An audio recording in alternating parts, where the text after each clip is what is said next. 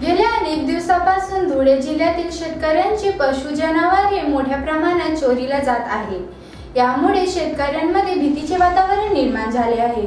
चोरट्यांची बंदोबस्त करावी अशी मागणी भाजपाच्या वतीने करण्यात आली आहे। गेल्या काही दिवसांपासून धुळे जिल्ह्यातील शेतकऱ्यांचं पशुधन मोठ्या प्रमाणात चोरीत जात आहे। या घटनांमुळे शेतकरी राज्यात असुरक्षिततेचं वातावरण निर्माण झालं आहे। पशुधन चोरी रोखण्यासाठी स्वतंत्र पोलीस अधिकारी व पथक नियुक्त करण्याची मागणी धुळे भाजपाकडून करण्यात आली आहे। अप्पर पोलीस अधीक्षक डॉक्टर प्रशांत बत्साव यांची भेट घेऊन सभापती बापू खलाने यांच्या नेतृत्वात निवेदन देण्यात आले आहे। गाय, बैल, म्हैस हे पशुधन शेतकऱ्यांची संपत्ती असून धुळे जिल्ह्यात गेल्या काही महिन्यांपासून या गोधनाची चोरी होत असल्याने शेतकरी चिंता आहे। अधिक नैसर्गिक आपत्ती व कोविडमुळे संकटात सापडलेल्या शेतकऱ्याला आता पशुधन वाचवण्याची चिंता भेडसावत आहे। चोरटे सर्रास खासगी वाहनातून येऊन चोरी करत असल्याने त्यांना आळा घालणे आवश्यक आहे। त्यामुळे चोरीस गेलेल्या पशुधन शोधासाठी स्वतंत्र मोहीम राबवणे गरजेचे आहे। यासाठी स्वतंत्र पथक नेमून एक स्वतंत्र अधिकाऱ्याखाली ही मोहीम राबवावी अशी मागणी करण्यात आली आहे।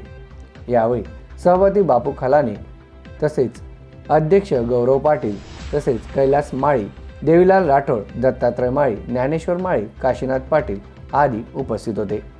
गाई, बैल जे शेतकऱ्यांचं पशुधन हे चोरीला जात आहे आणि शेतकरी आता जसे शेतकरी आहेत हे कंप्लेंट करायला जातात पोलीस स्टेशनला, एक साधा अर्ज घेतला जातो, चौकशी करा सांगितलं जातं, प्रत्यक्षात चौकशी कितपत होती याबाबत शंका आहे।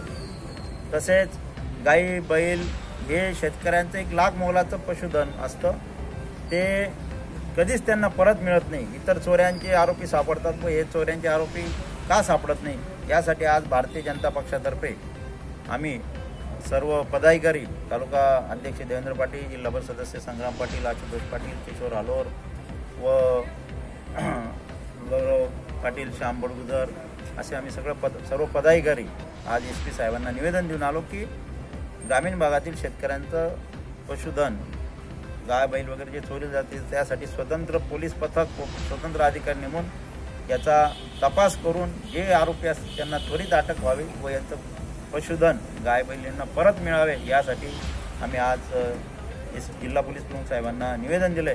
जर 1 महिन्याच्या आत ठोस कारवाई नाही झाल्यास आम्ही तीव्र आंदोलन करू। तसेच विभागीय पोलीस महासंचालक गिरगावकर साहेब यांना सुद्धा आम्ही याबाबत पत्रव्यवहार करत आहोत, तरी पोलिसांनी त्वरित कारवाई करावी अशी आम्ही विनंती करतो। MDTV साठी अभिजित मोहिते, धुळे।